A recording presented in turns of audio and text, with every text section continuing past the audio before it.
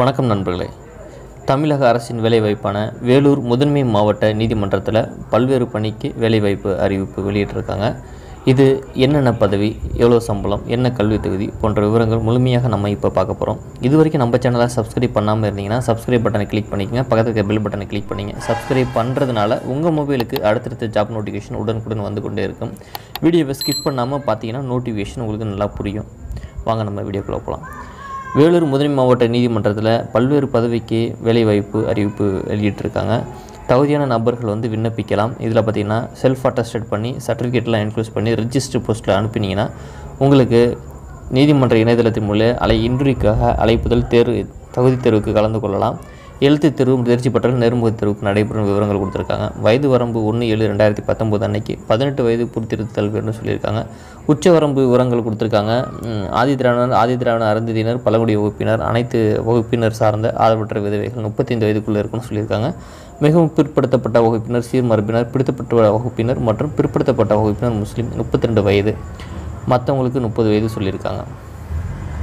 சுருக்கெழுத்து தட்டச்சர் நிலை 3ஆம் நிலைக்கு தற்காலிகம் தான் சொல்லியிருக்காங்க. தற்காலிகம் இருந்தாலும் வேலைவாய்ப்பு இல்லாதவங்க விண்ணப்பிங்க. காலி பணியிடங்கள் 7, 20,600 65,500 வரைக்கும் சொல்லியிருக்காங்க.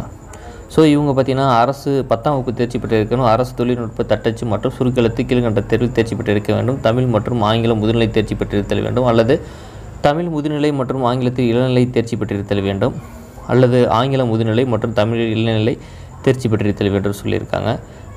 காலியிட பகிர்வு இன்னசுழற்சி அடிப்படையில் கொடுத்துருக்காங்க. 2ஆம் பதவி பார்த்திங்கன்னா தட்டச்சு முற்றிலும் தற்காலிகம் சொல்லியிருக்காங்க. 19,500 62,000 வரைக்கும் சேலரி சொல்லியிருக்காங்க.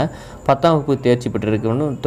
அரசு தொழில்நுட்ப தட்டச்சிருக்கின்றவர்கள் தேர்ச்சி பெற்றிருக்க வேண்டும் சொல்லியிருக்காங்க. தமிழ் மற்றும் ஆங்கிலம் முதுநிலை தேர்ச்சி பெற்றிருக்க வேண்டும். தமிழ் முதுநிலை மற்றும் ஆங்கிலத்தில் இளநிலை தேர்ச்சி பெற்றிருக்க வேண்டும், அல்லது ஆங்கிலம் முதுநிலை மற்றும் தமிழில் இளநிலை தேர்ச்சி பெற்றிருக்க வேண்டும் விவரங்கள் கொடுத்துருக்காங்க. 5 காலி பணியிடங்களுக்கு இன்னசுழற்சி அடிப்படையில் கொடுத்துருக்காங்க. 3ஆம் பதவி பார்த்திங்கன்னா சுகாதார பணியாளர் 12, இவங்களுக்கான 15,700 50,000 வரைக்கும் சொல்லியிருக்காங்க. தமிழில் எழுத படிக்க தெரிந்திருந்தால் போதுமானது சொல்லியிருக்காங்க. இனசுழற்சியின் அடிப்படையில் காலி பணியிட விவரங்கள் கொடுத்துருக்காங்க. அடுத்து இரவு காவலர் பணிக்கு 19, 15,700 50,000 வரைக்கும் சொல்லியிருக்காங்க. தமிழில் எழுத படிக்க தெரிந்திருந்தால் போதும் சொல்லியிருக்காங்க. இவங்களுக்கும் இனசுழற்சியின் அடிப்படையில் காலி பணியிட விவரங்கள் கொடுத்துருக்காங்க.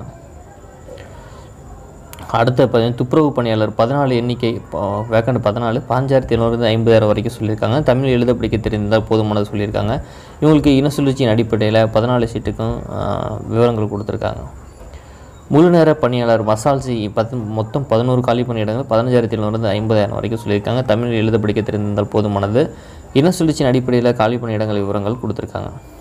கடைசி நாள் விண்ணப்பங்கள் பாஸ்போர்ட் அளவு ஃபோட்டோ ஒட்டியிருக்கணும் மற்றும் அனைத்து கல்வி சான்றிதழ், முன்னுரிமை சான்றிதழ் இதெல்லாம் இருந்துச்சு அப்படின்னா செல்ஃப் அட்டஸ்டட் பண்ணி 24/4/2019 சாயந்தரம் 5:45 மணிக்குள்ளே ₹25 ரிஜிஸ்டர் போஸ்ட்டில் அஞ்சல் விலை ஒட்டி உரையுடன் இணைத்து வல்லுநருக்கு கிடைக்குமாறு பதிவு தபால ரிஜிஸ்டர் போஸ்ட்டில் தான் அனுப்பணும். அட்ரஸ் பார்த்திங்கன்னா முதன்மை மாவட்ட நீதிபதி, முதன்மை மாவட்ட நீதிமன்றம், வேலூர் 63209. காலதாமத விண்ணப்பம் வந்துச்சுன்னா அவங்க ரத்து செஞ்சுருவாங்க அப்படிங்கிற விவரத்தை கொடுத்துருக்காங்க. விண்ணப்பதாரர்களுக்கு அறிவுரையும் கொடுத்துருக்காங்க. விண்ணப்பத்தில் வரையறுக்கப்பட்ட படிவத்தில் பூர்த்தி செய்யப்பட்ட அல்லது தட்டச்சு பதிவு தபால் மூலியமாக தான் அனுப்பணும் அப்படிங்கிற விவரங்கள் கொடுத்துருக்காங்க. செல்ஃப் அட்டஸ்டட் பண்ணியிருக்கணும் அப்படின்னு சொல்லியிருக்காங்க. அதுக்கப்புறம் முழுமையாக பூர்த்தி செய்யப்படாத விண்ணப்பம் நிராகரிக்கப்படுங்கிற விவரங்கள் கொடுத்துருக்காங்க. ₹25 அஞ்சல் விலை ஒட்டிய சுய விலாசமிட்ட உரையுடன் தான் அனுப்பணுங்கிற விவரங்களும் கொடுத்துருக்காங்க. அனைத்து தகவலும் பார்த்திங்கன்னா district.ecourt.gov.in வெள்ளூர் அப்படிங்கிற இணையதளத்தில் தான் முழு தகவலும் வரும் அப்படின்னு சொல்லியிருக்காங்க. 2 அஃபிஷியல் வெப்சைட். 2வது வெப்சைட் பார்த்திங்கன்னா district.ecourt.gov.in/tn/வெள்ளூர் அப்படிங்கிற இணையதளத்தில் தான். ஸோ இன்றுதல் கொடுத்த அழைப்பும் எல்லா விவரங்களும் இதில் தான் வெளிவரும் சொல்லியிருக்காங்க. ஸோ இது தொடர்ந்து ஃபாலோ பண்ணிக்காங்க. விண்ணப்பம் பண்ணவங்க சுருக்கெழுத்து தட்டச்சர் மற்றும் தட்டச்சு பதவி முற்றிலும் தற்காலிகமானது. தமிழ்நாடு தேர்வாணை குழுவால் தேர்ந்தெடுக்கப்பட்டவர்கள் மேற்கொண்ட பதவிக்கு பணி நியமனம் செய்யும் பட்சத்தில் தற்காலிக பணி அமர்த்தப்படும் முதுநிலைப்படி பணி நீக்கம் செய்யப்படுவார்கள் சொல்லியிருக்காங்க. வயது வரம்பு சலுகைகள்லாம் அரசு ஆணைப்படி தான் இருக்கும் அப்படின்னு சொல்லிட்டு முதன்மை மாவட்ட நீதிபதி வேலூர் அவர்கள் தகவல் கொடுத்துருக்காங்க. ஸோ அப்ளிகேஷன் ஃபார்மெட்டு இங்கே கொடுத்துருக்காங்க, பார்த்துக்கோங்க. இது தமிழ்லையும் இருக்குது. ஸோ இதுதான் அப்ளிகேஷன் ஃபார்மெட்டு. இந்த பதவிக்கு விண்ணப்பிக்கிறவங்க தவறாமல் விண்ணப்பிங்க. தமிழ் ஃபார்மெட் நம்ம பார்ப்போம். இந்த பதவிக்கு விண்ணப்பிக்கிறதுக்கு அப்ளிகேஷன் ஃபார்மெட்டு தமிழில் தான். கடவுச்சீட்டு அளவு புகைப்படம் ஒட்டவும் போட்டுருங்க. விண்ணப்ப பதவி பெயர் தமிழில் வந்து எழுதிருங்க. அடுத்து தந்தை, கணவர் பெயர், பிறந்த தேதி, பாலினம், கல்வி தகுதி, தொழில்நுட்ப தகுதி, இனப்பிரிவு, ஜாதி உட்பிரிவு, தேசிய இனம், மதம், திருமணமானவரா, நிரந்தர முகவரி, முன் அனுபவம், முன்னுரிமை கோருகிறீர்களா அப்படின்னு சொல்லிட்டு அந்த பிஆர்டி கோட்டாவை பற்றி டீட்டெயில் கொடுத்துருக்காங்க. தமிழ் வழி கற்றவரா, விண்ணப்பதாரர் மேல் காவல்துறையில் ஏதேனும் வழக்கு நிலுவையில் உள்ளதா போன்ற விவரங்கள்லாம் கேட்டிருக்காங்க. ஸோ இது கூட உங்களோட கல்வி தகுதி சர்டிஃபிகேட்டை செல்ஃப் அட்டஸ்டேட் பண்ணி ரிஜிஸ்டர் போஸ்ட்டில் அவங்க எல்லாம் சொல்கிற லாஸ்ட் டேட்டுக்குள்ளே அனுப்பிடுங்க. அஃபிஷியல் வெப்சைட்டில் அடிக்கடி செக் பண்ணி பார்த்துக்கோங்க. ஓகே நண்பர்கள், இந்த வீடியோ உங்களுக்கு பிடிச்சிருக்குன்னு நினைக்கிறேன். பிடிச்சிருந்தா தவறாமல் லைக் பட்டன் நீங்கள் ப்ரெஸ் பண்ணுங்கள். நீங்கள் கொடுக்குற லைக் பட்டன் தான் எனக்கு அடுத்தடுத்த வீடியோ போடுறதுக்கு உற்சாகமாக இருக்கும். அதனால் லைக் பட்டன் ப்ரெஸ் பண்ணுங்கள்.